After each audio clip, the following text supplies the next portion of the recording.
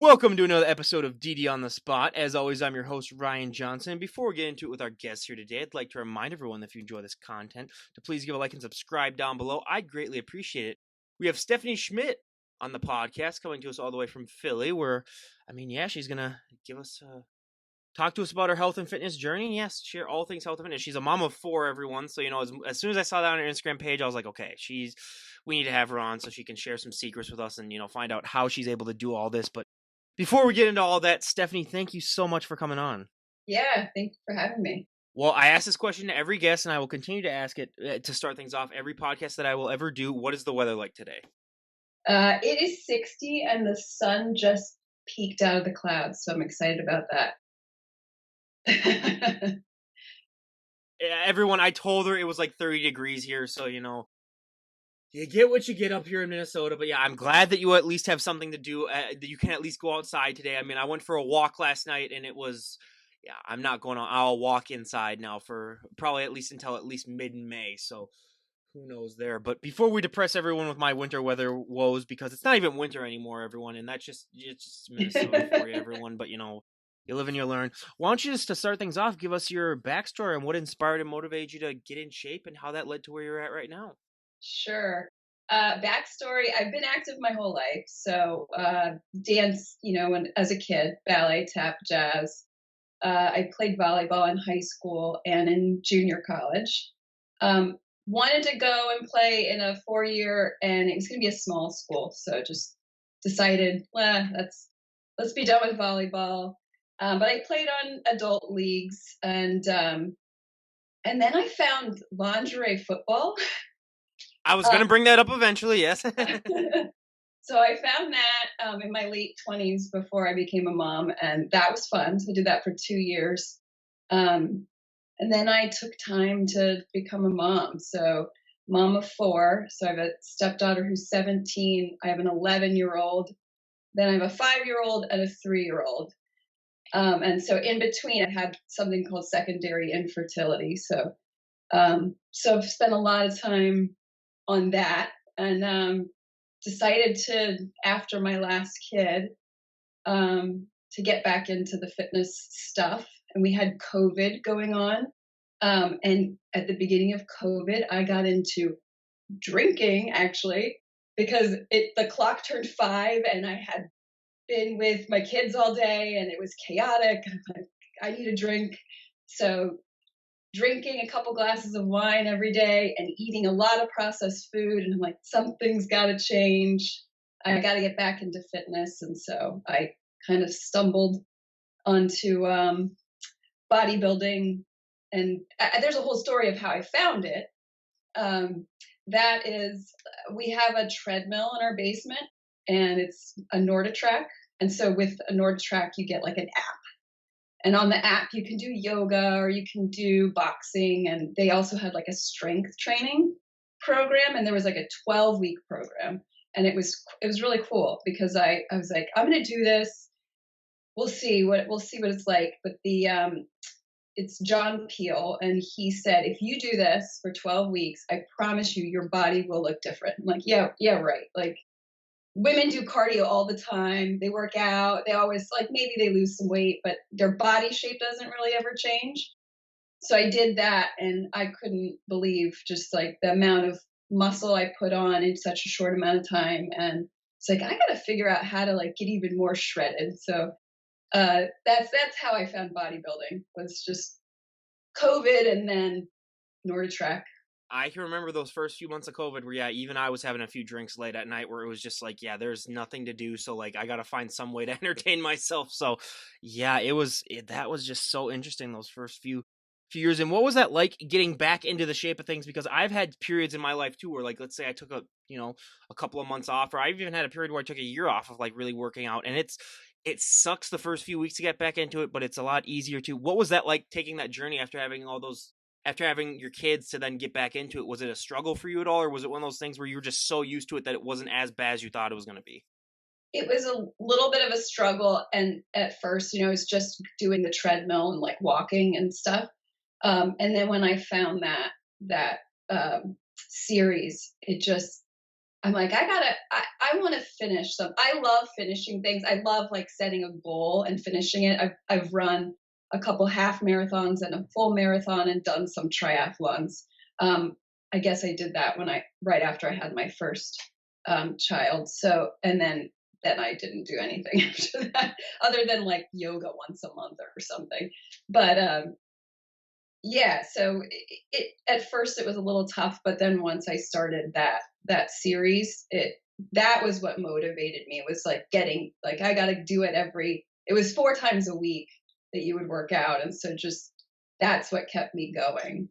And I mean, getting into the sport of bodybuilding, I mean, so many people in the general public do not understand that much about the sport in general. And was it one of those things where you really had to do a lot of research, or did you have any knowledge at all about the sport before you decided, like, hey, I wanted to give this a try?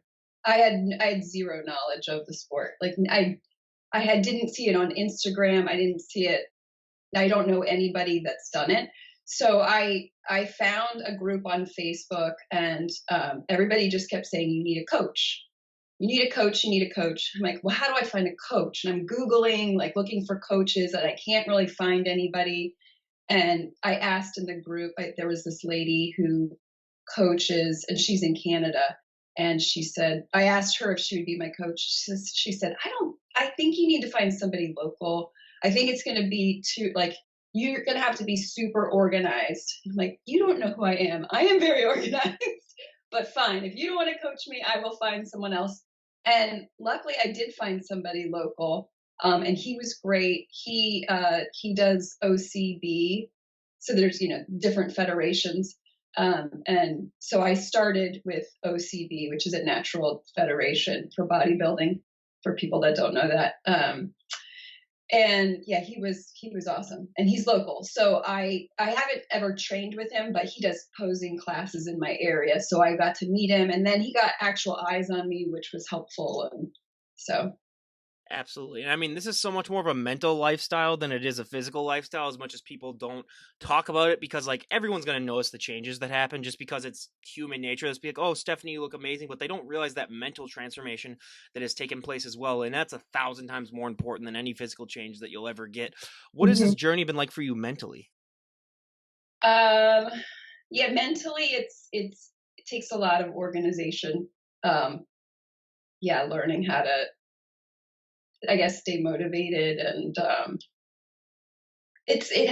part hasn't been a huge struggle for me. Um, and the food hasn't been a huge struggle for me either, which I think mentally sometimes that is hard for people to adhere to a diet and have to be so routine. I I had with one of my children, they seemed like they had an allergy, and I was nursing. And so I've in the past done like an elimination diet to try to help one of my kids. So for me, and that elimination diet meant like no gluten, no dairy, no soy, no corn.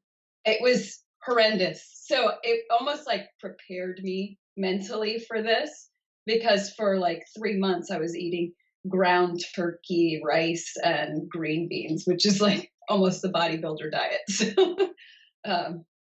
So that was great. That prepared me mentally.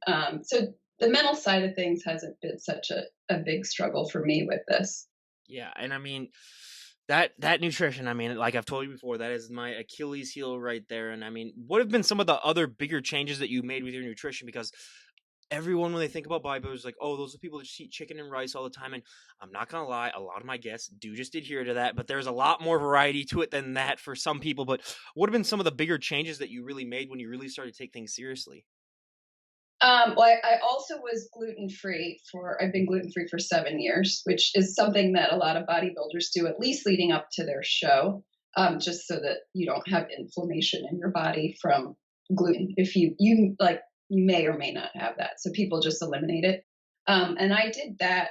I went gluten free 7 years ago because I was dealing with infertility. So that was an easy adjustment. Like I haven't had to re-eliminate that. But yeah, the biggest changes, I guess, are just there's like zero processed food right now. So the grocery store is kind of fun because you just go vegetable aisle, meat and then over to a little bit of dairy because you need your eggs and like Greek yogurt, and you're kind of like out the door. um, but yeah, just having to eliminate the the fun treats like making chocolate chip cookies or gluten-free chocolate chip cookies or cake or like that would be what I eat every night. Like every night would be a bowl of popcorn with butter or like 4 or 5 chocolate chip cookies because I just couldn't stop eating them. So, Is it one of those things now where you think if you tried that again, you wouldn't like it? Because that's a phenomenon that I love to ask a lot of people, because some people that I've talked to, like, after you don't have that stuff for a while, if they eventually, if they ever like cave and go back to it, like their body just doesn't like it anymore. yeah. So interesting you say that. Yeah, my coach doesn't believe in a diet on holidays. So on Easter, I got to have. She was like, "Be careful because you haven't had a lot of these foods in a long time. So just watch what you're eating." And I'm like, "Well, I want some of the Easter candy." And yeah, some of it was like it was gross. It was just. Uh, I still love Reese's peanut butter cups. Those will never change. But some of the chocolate was just like, oh, what's the point of having this? It doesn't taste as good as it used to taste. So I could imagine other stuff would be the same. Or like the Super Bowl for me, where my mom makes cupcakes, and one cupcake turned into three, Hmm. three turned into five, and then I had like 10 within like 2 days, and I was like, yeah, okay, this is ridiculous. I, So I try to keep it out of the house, and then whatever treats I buy has gluten in it for the kids. So since I don't eat gluten, then I'm not that's tempted true. to eat that stuff. So That's a good idea, actually. I haven't thought about it like that. That's actually pretty smart. But I also love to talk genetics on this podcast as well, because everybody's on social media and I hear this all the time. And it makes me just want to strangle the person. Oh my God, I want his arms. I want her abs. I want their back. And it's just like, you do not understand that you can train just like someone. You can eat just like them. You're not going to look just like them. Unfortunately, genetics are a factor. yeah, But that also applies to like whenever someone first gets started working out as well. Everyone always has that one body part that really, really takes off, that they don't have to train as much, and then everyone always has that one body part that they just have to drag into oblivion to get it to catch up. What was one body part that really took off for you, and what was one body part that you just had to drag behind? yes, so something is still dragging behind. But so my arms, I'm lean. My upper body is lean. Doesn't matter if I'm in contest prep or not. I just don't carry fat up here. So my shoulders just blew up when I started lifting. My glutes, I carry the little fat that I don't carry a lot of fat. I've always just been a lean person. And even with COVID, when I was going crazy with the food and I gained like 5 pounds or something, it was like skinny fat. People always say it's skinny fat, right? And it's all in my legs or my glutes. Um, but what I did find out with my old coach, we were not really training glutes; we were training legs, and that was not good for me because then I used my quads. I'm like super quad dominant, and so my glutes still never changed. But with my new coach, with Team Elite Physique, they they know how to work glutes. That's like what I feel like what one of the really good things that they're like one of the things they're good at. And so we have to work, just work, work, work. And it's like this mind muscle connection that I was lacking. I didn't quite know how to activate them. Like if I did a squat, I would use my quads and not my glutes at all. So we've eliminated squat because there's just other exercises that will help me in that area better. Um, but yeah, just genetically, my glutes are not where it's at. So it's been a struggle to get them there. Oh, for me, it's anything lower body, because I'm 6'3", so my legs are just, you'd have to. I've always made the joke I could inject pure muscle into my legs and they're not going to gain an ounce. I mean, it's just not going to happen. But, yeah. And calves, don't even get me started. That's the number one genetic body part out of anything that's ever existed. And I mean, I could do Yeah, I 10. don't know that people can really change their calves. I don't know. I mean, I could do 10,000 calf raises and it won't. And the worst is when you see people in the gym that, like, you can tell that they were just born like it, and then Yeah. they don't even train, and you're just like, okay, But yeah, I mean, again, that's the great equalizer, I think, is calves. I've talked to a lot of people about that, but Yeah, it's just I love asking that question because so many people have different body parts, and it just proves that, like, hey, you're not going to be, just as good as someone else. And that's one thing that a lot of people do struggle with in this lifestyle that aren't really familiar with it, is that I just want to look just like them, and then they don't, and they just get frustrated. And it's like, well, no, you just got to be the best version of yourself. You can't be the best version of, so and so. So, yep, there. Yeah, we're still waiting for that kind of glute ham tie-in to Mhm. come in the back, and I've never been that conditioned to know whether it's there or not. So we'll find out in the next like few weeks if it's there, if I worked hard, if I got it, if I built it enough. What is that sort of like with the waiting game? Because yeah, this is a lifestyle where it's like you get delayed gratification where it's like yeah, like you said, like I'm waiting a few weeks now. What is that like sort of just dealing with the waiting period? Yeah, I guess that's maybe a little bit of the mental struggle. Is like, is it going to come? Is it not going to come? I've put in all this work and I'm waiting to see what they're going to look like. For me, I have to put all my trust in my coach. She says they're going to come. She says I can lower your carbs still by so much if I need to. You have so much more room to do more cardio if we need to. But also for me, she's worried about if we cut me or diet me down too far, will my arms start to look really striated and really too lean? So it's like this balance of like, we got to get these glutes to show by losing the fat that's on them and not compromise your upper body. So It's a great balancing act, is what I like to call bodybuilding, really, where it's yeah about finding the proper proportions and everything, and it's a science, and a lot of people just don't understand that as well. But what was your friends and family's reaction like when you announced them, like, hey, I want to give bodybuilding a try? That's not something that a lot of people hear. no, my husband is totally on board. He does Ironman triathlons. So for people that don't know, it's a 2.4 mile swim, then a 112-mile bike, and then a marathon. And he's done 8, I think. So So he's crazy, is what you're basically trying to tell he's us. crazy like me. So he was like, totally, I totally get it. I'm totally supportive. You've been supporting me for the last 10 years with this. So it's time for you to be able to do something like that too. My mom does not love it. But my mom doesn't. I think she's worried that I'm going to get too skinny because I've always been thin, so she always worries about that.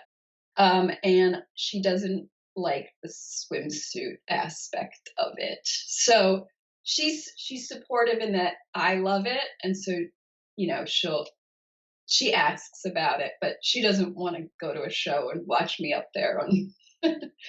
I've always thought, yeah, this is a hard thing for parents because, like, if your parents are way too enthusiastic about seeing you in a bikini on stage, and it's like you kind of got to be like, okay, what's going on here? But like, yeah, so it's hard for them. But yeah, just having that support though is it helps so many people. I gotta ask, what the hell does your husband eat after those Ironmans? Because I can't imagine what it's Uh, like after doing all that, being like, okay, you're gonna have to give him like at least a full turkey, at least, or something like that. yeah, he usually a few beers. Like he definitely wants beer, and then just like pizza or something like I don't know, something big.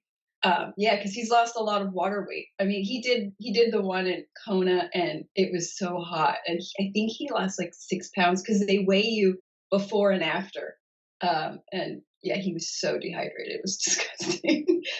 Yeah, the most I ever walked was 20 miles in one sitting, and I lost like I think it was like 3.5 or 4 pounds, something like that, from when I started. Like people don't realize that that happens. So yeah, Yeah, it's yeah. I mean, hey, if everyone, if you need to lose that extra pounds, just go on a 20-mile walk, I guess, and you'll be fine. But yeah, put on the sweatsuit like the boxers or whatever. Like put on all your clothes yeah. and just like sweat it out. Right? Oh yeah, when I that happens, like especially if it's cold here in Minnesota, I might sometimes overdress, and then you find out about like a mile or two in where you're like, okay, yeah, this is a horrible idea, but yeah, that's yeah, with that sweating thing, I'm just one of those natural sweaters though, where like it's bad. Like it's like I sweat way too often when it comes to anything physical activity wise, but it's a blessing and a curse. Where I mean, it's like you get all that stuff out of you, but also I'm the guy where I just basically have to have a towel with me whenever I go to the gym, just because to wipe everything down to make sure that I'm not that guy. So it's a never ending struggle for me on that aspect, but.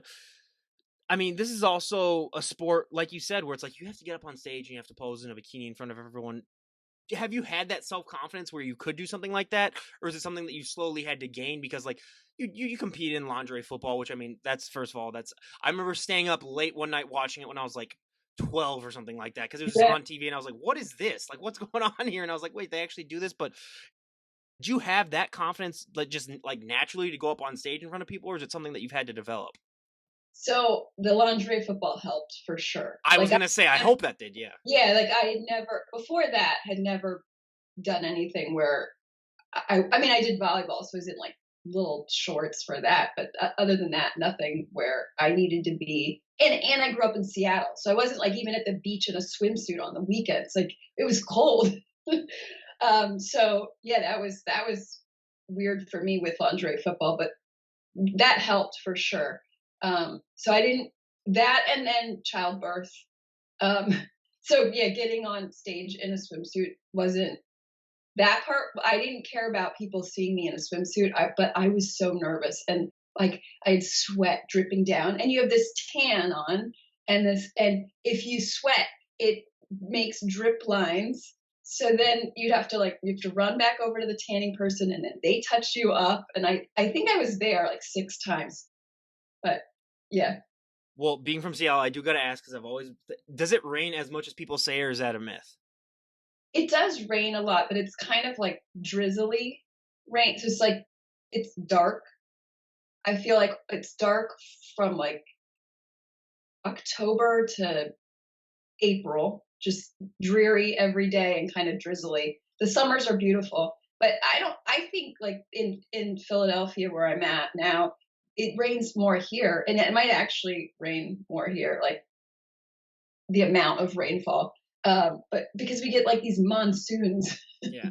Well, that's the thing, because like whenever most people hear Seattle, they just automatically just associate with rain. Really, that's the thing that's what's been like appropriated to the region. But yeah, I've talked to some people from there, and it's like, yeah, it's not as bad. And then if you look at it, like I looked at the things, it's like Seattle isn't even one of the rainiest cities in the country. Like Yeah, it's not, but it's. I mean, it rains there, sure, but I mean, it's like, yeah, hey, I'll take your gloomy, October to April over -20 up here in right. Minnesota, any day. So I yeah, know. there's that certain cold where it's hard to breathe in, which is like anyone that wants to do cardio and that, more power to them. But I mean, the one thing that I was surprised more than anything else when I started this podcast, like, 'cause I was familiar with the sport a little bit, is that for so many of these guests, though, posing is the hardest thing for them. It's harder than your nutrition. It's harder than your working out.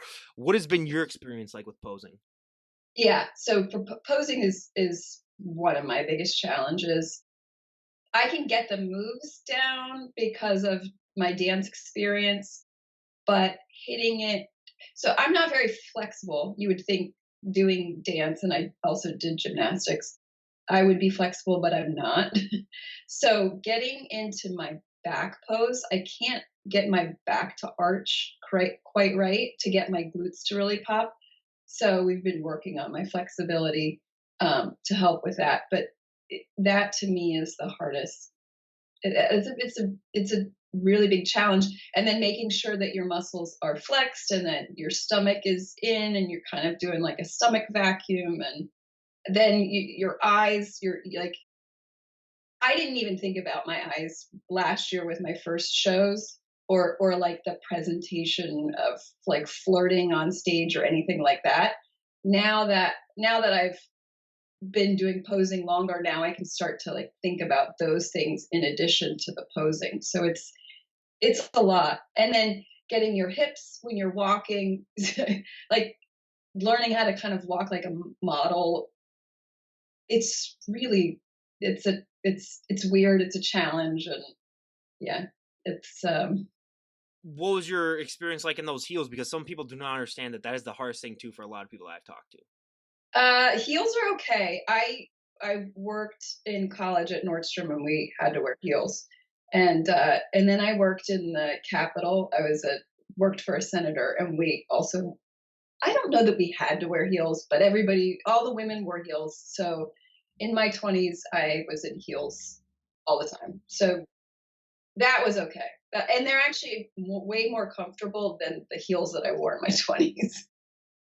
I have heard that from some people too, but like not that many people wear heels anymore. So I've made that mistake once when I talked to a few people from the South where they're like, "Child, please, I was born in heels," and I was like, "Okay, yeah, I should have known." But yeah, Yeah. that whole stage, I mean, it's just there's so many little things about just your stage performance that most people do not understand. That it's just shocking for so many people. But out of the poses that you do, what is your favorite pose and what is your least favorite? So front pose is easy for me. And so that's definitely my favorite. But I have a posing coach. So you also have multiple coaches, which I didn't know going into this. So my posing coach, I think, prefers my model pose. So kind of transitioning from your front pose, then you go into model pose before you go into your back pose. So she likes that because I can get my waist to look really small.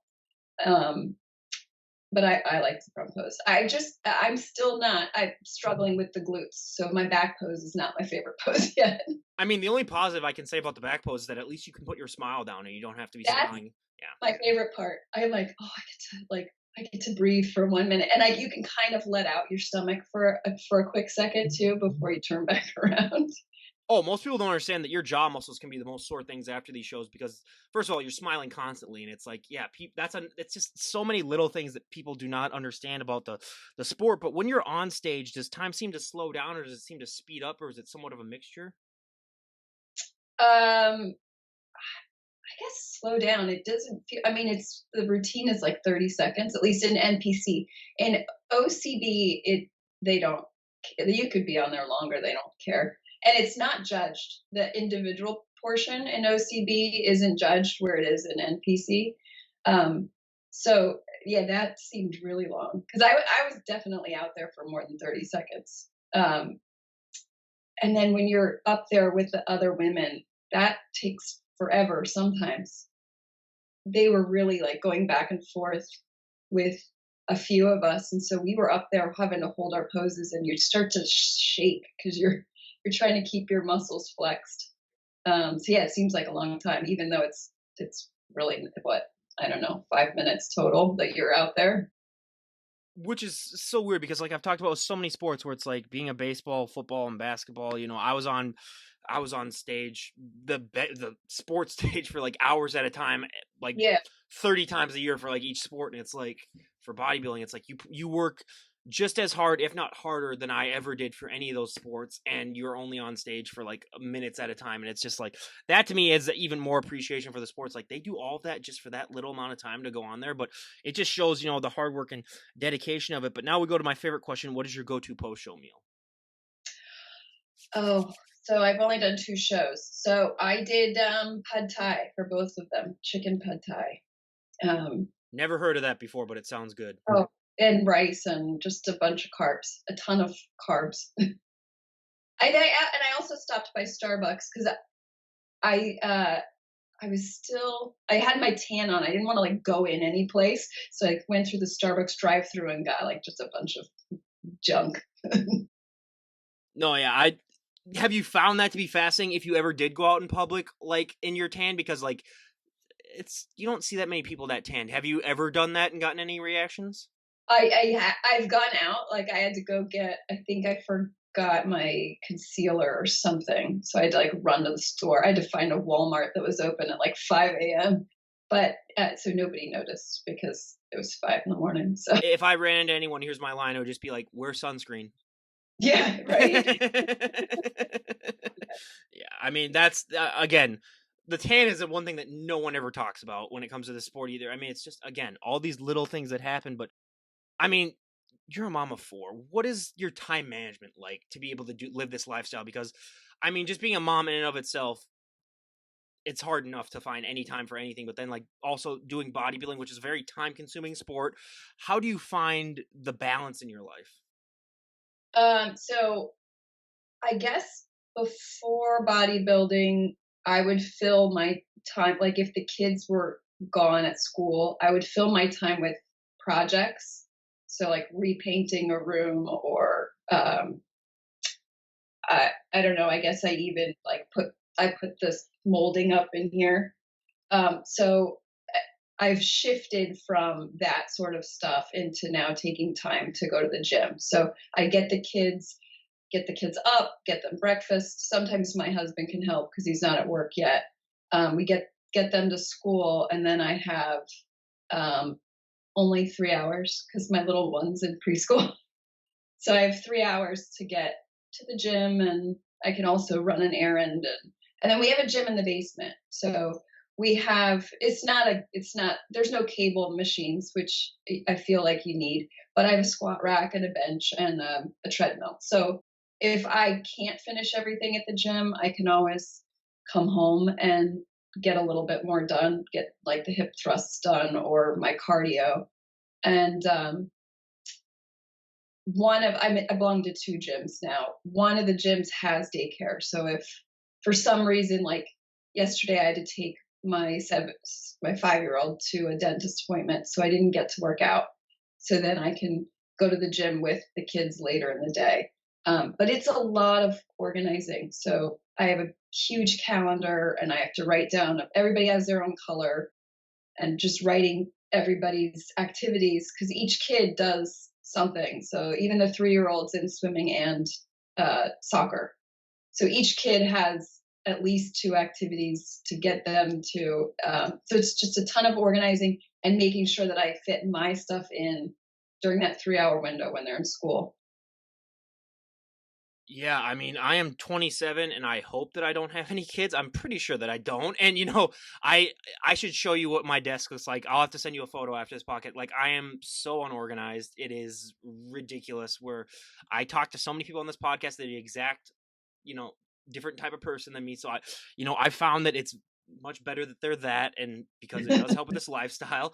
But yeah, I mean, just hearing about planning and scheduling, like I'm one of those people where like you could literally just text me and be like, "Hey, you want to go out for drinks?" and I'll be there in 5 minutes. And it's just like, yeah.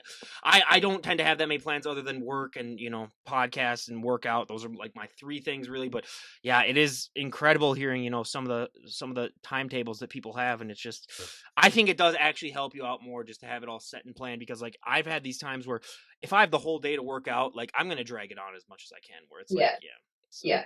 it's much it. It's a lot of organizing, and we've learned. I mean, I'm learning it as I go. Right, my 17-year-old stepdaughter is.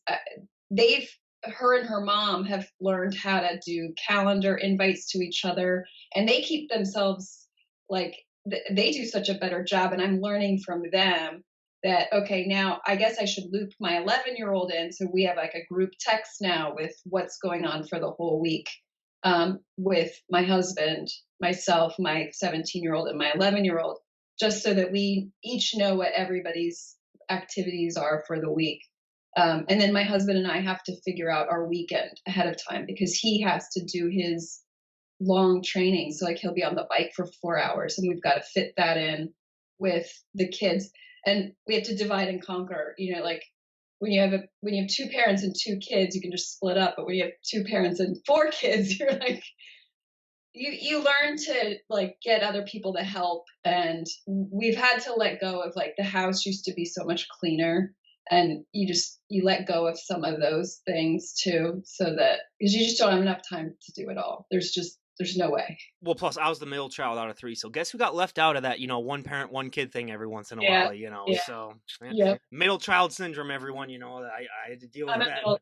I'm a middle too. Of Yep, course. she understands. Yep, she understands. At least there's one other person that understands. See, my mom was of 7 kids, and she was the second to last, and she claims that she's technically a middle child then too. And I was like, no, you're not. No, You're not a middle child. Come on, don't talk to me about that you're crap. almost the baby. The baby gets to be Exactly, and then she's like, no, there was 3 boys or there was 4 girls and 3 boys, but I was the middle child of the girls because there were 3 boys after the first girl. It's like, no, you're trying to complicate things when it's just like, no, you were the second to last. Come on, like no one cares about that. So yeah, there's that. But I mean, one thing that it was a myth that I love to talk about because most people do not understand this is that like you're not going to be able to maintain that look that you present on stage 24/7. I mean, it's just not the case. The human body is not meant to be in that lean of a condition for an extended period of time, and some people try to maintain it, and it's just not going to work out so good for people. And what was that like when you first realized that like, hey, as hard as I work on this, like I'm not going to be able to sustain this look? And as you've done your 2 shows and getting ready for your third, has it gotten easier for you to accept that like, hey, my body, I am going to have to put on some size afterwards? No, I think it's gotten harder as you really start to love like that look. You're like, oh my god, it's so neat to be ripped. Um, so yeah, it's gotten harder, but I do understand the logic of like my body can't sustain it. I can't. I'm hungry. Like I need to be able to. I need to eat more. It's not healthy to try to stay that lean. I don't not naturally. I don't know if it's easier if you take performance enhancing drugs or whatnot. It might be, but yeah, that that's the worst part, and it goes back on so quickly. Like right after a show, if you're not super careful. So my last year when I did two shows back to back. So after the first show, I got like one cheat meal, and then I had to just stay on the diet. And so that I got leaner and I was better for my second show. But then, yeah, after that second show, man, it just comes back on so quickly. And then you just want to you want to start cutting. You don't want to you don't really bulk. Like, I don't know that people really bulk anymore, but you're not eating it, you're eating a little bit over maintenance, and so yeah, it's hard to then see all this like fluff back on you. um yeah, I love, this is my favorite part, when you get to start cutting and you're getting ready for show. Yeah, I can't imagine, I've had times too where like just with any I mean, well, especially up here in the winter where it's like you got to put on, like your 5 to 10 pounds of winter weight just because just to survive up here, you're Even not. more. Oh my god, yeah, it's ridiculous. And plus you're wearing like a sweater basically from from October basically until like let's be honest, like mid-May. So, you can get away with a little things up here. So yeah, I get that a little bit, but I mean, let's be honest, you're not the average looking mom of four. Like if you were to walk out in public dressed the way that you are, you might draw more people's reaction just because especially in this day and age to see people that are in really great shape. I mean, it's rare a lot of times. So what has that reaction been like for you? Because I sort of like to compare it to being like a mini celebrity for a lot of the bodybuilders that I have on. Has it gotten easier for you to accept that, like, hey, you might get some extra added attention as opposed to maybe how you were 5 years ago? Yeah, yeah, I definitely get that. At the gym, I get it a lot. People are just like, how are you so ripped? And then when they find out I'm a mom of four, they're like, wait, what? How is this possible? Um, it's I don't mind the attention, but then I do feel like I want to be presentable when I go out because I feel like more people are looking at me. So I usually then I don't put on a ton of makeup when I go out, but I'm definitely, before this, I would have glasses on and sweats and not care who saw me. And now I feel like I yeah, I put on this. I just want to make sure I'm put together when I go out because I feel like a lot of people are looking at me. But then clothes don't fit right either. So like I'm always wearing tight pants, like yoga pants, which then accentuates things, and so then people are looking at you even more. Well, and that's I think the hardest thing about competing is that like people will see you as you're getting ready for a show, and then they'll see you in your off season. They'll probably be like, "Oh wow, Stephanie's really let herself go and stuff like that." Yeah.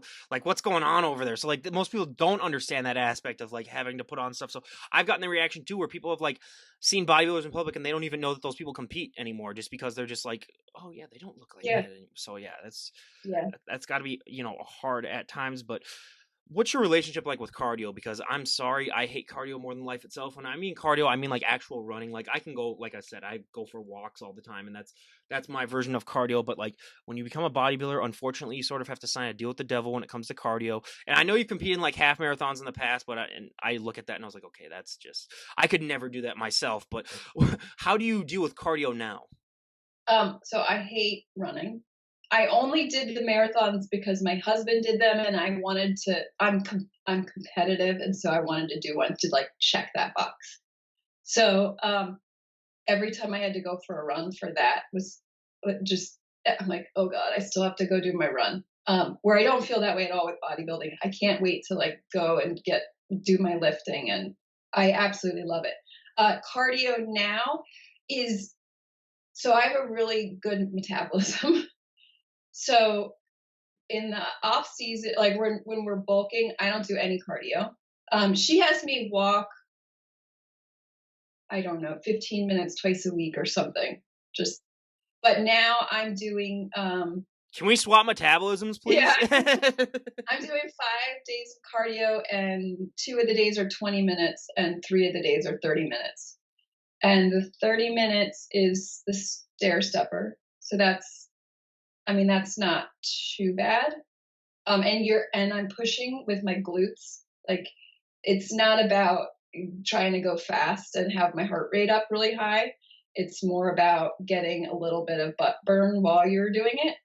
And then the other one is something called dead mills, which I've never heard of until 2 weeks ago, 3 weeks ago, where you turn the treadmill off, give it like a high incline, you turn it off, and you're trying to make the treadmill move by just pushing it manually. And then you turn the Wait, treadmill. that actually has a name? I never even thought. I just did that sometimes by myself, and I didn't Oh, even know that yeah, was like a whole strategy for people too. Yeah. dead mill. Yeah. And then you turn it back on for like a minute and just kind of recover, walking slow, and then turn it off. And so I do that. Like, that takes me 20 minutes. So that is hard though. Like, my heart rate goes way up, and sweating really, like, uh, but it's not unbearable. So I don't know. Maybe the next few weeks, like, my cardio will go up a lot more. Who knows? But yeah, I can even remember as a kid, like trying to see how fast I could get that treadmill to run without even like turning it on and stuff like that. Yeah, I didn't even know. So everyone, you learn something new every podcast, I guess. With that at least. Yeah. And the funny thing was, she sent me a video of it, and the guy was running. So the guy wasn't walking with it off; he was running with it off, and then he would turn it on and he would walk. And so I thought I was supposed to run, and I was like, Melanie, this is so. I don't know if I can. I don't know if I can do this. And she's like, no, you're not supposed to run. Just walk. Like, oh, thank God. Yeah, that would be very tough. And I mean, the one thing about this lifestyle and about, life in general that most people do not get enough of, and I wish they did, is sleep.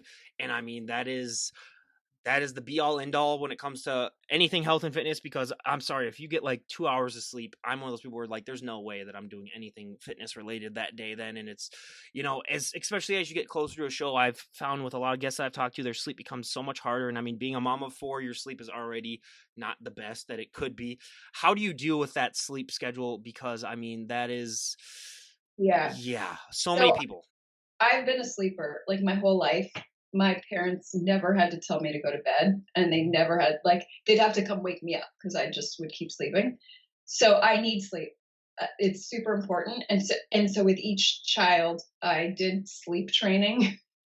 Like, it's this like cry it out method, and there's a whole like bedtime routine. And so when it's bedtime, I get them to bed because I've been a mom all day, and I need time for me. So my friends are always like, how do your kids just go to bed and they don't get out of bed? And yeah, I don't know. What I've done works, and if they get out of bed, they know they're gonna get in trouble, so they stay in their bed.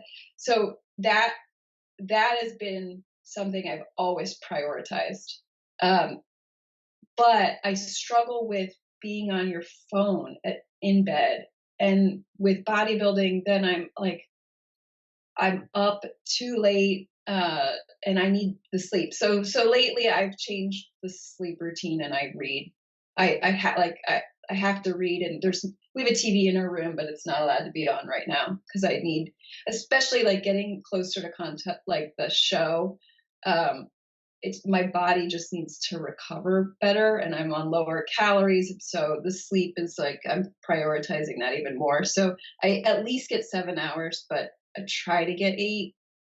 Um, so yeah, you gotta really, again, you gotta kind of plan it. Like, I get a lot of stuff done after kids are in bed, like getting the dishwasher loaded and the laundry put away, and I gotta try to get that stuff done earlier so I can get to bed. I have found with myself too, yeah, reading makes it so much easier to fall asleep than anything else. So I always, yeah, I'll read a chapter of a book or something like that, trying to go to sleep. And I have struggled in the past with a phone as well, where it's like, yeah, next thing you know, it's 2 a.m. and you're like, what have I been doing this last like 4 or 5 hours, basically. And so, Yeah, yeah. looking at what, like, just looking at other people. I mean, nothing. Or next thing you know, you're just looking. I was a history minor, so next thing you know, you'll be looking up just these random history facts, and then that'll lead you into a rabbit hole where you're just looking into something else. Like a couple nights ago, I was looking into like how plastic is made and stuff like that, and I'm just like, what am I doing here? So yeah, Yeah. Well, at least you're learning something. Like At least that. Well, see, I am the one guy where I know the most random facts that have ever been known. So like everyone will always be like, just ask Ryan. He'll know what that. They'll be like, oh, why is it? Why is a fire hydrant like that far away from someone's house or something? That's from all these late night Google searches that'll end up me in a rabbit hole where I'll just be like, okay, yeah. So that's a whole different topic in of itself. But yeah, yeah. And I mean, Stephanie, it was so great to have you on. And when we do, I'd love to have you on in a year just to give us an update about, like what you've been up to. Where would you like to be at in your health and fitness journey when we have you on a year from now? oh, well, I'm really hoping I would love my pro card in NPC. So I got my pro card in OCB for the masters division. Since I'm over 40 or no, I'm 40.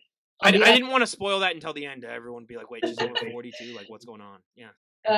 so I at least want to get my pro card in the masters division for NPC. That's my goal. I don't know, maybe I can get it in open. I sometimes when I'm standing next to these 20-year-olds who I think I couldn't compete against, I can. So um, that's pretty cool. So yeah, that's my goal.